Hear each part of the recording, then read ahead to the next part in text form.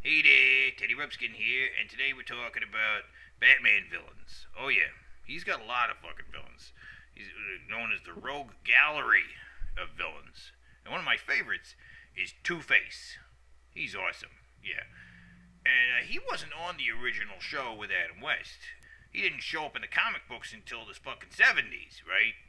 And then he was on the cartoon show, and a couple. And then Tommy Lee Jones did him, and but all the versions of Two Face are pretty consistent.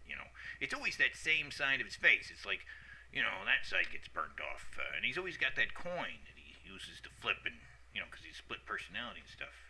Two Face is pretty consistent. Whether it's green or purple or whatever the fuck happens to his face, as a character, he's pretty consistent.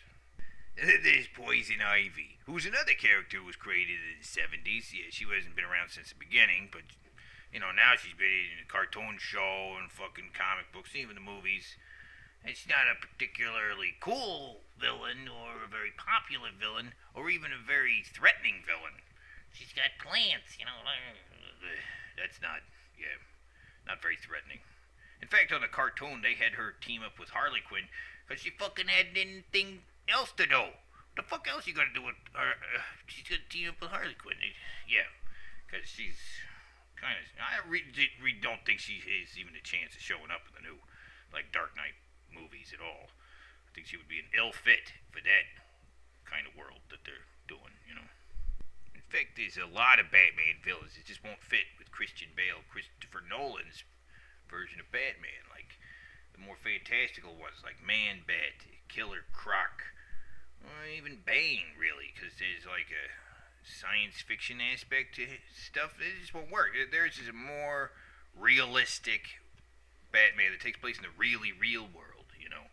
I think that's. And they seem to be splitting Batman's world up into different areas. There's the movie Batman. There's the cartoon Batman, which is like Batman the Brave and the Bold, where he teams up with Aquaman, and everything is it's really goofy and a little over the top.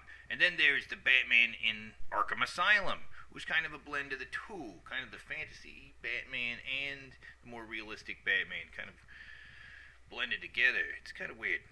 I don't know, but that's one of the things that makes Batman so awesome is that he can kind of become whatever you fucking want him to be. That's why he's so fucking awesome. Batman, he fucking rocks.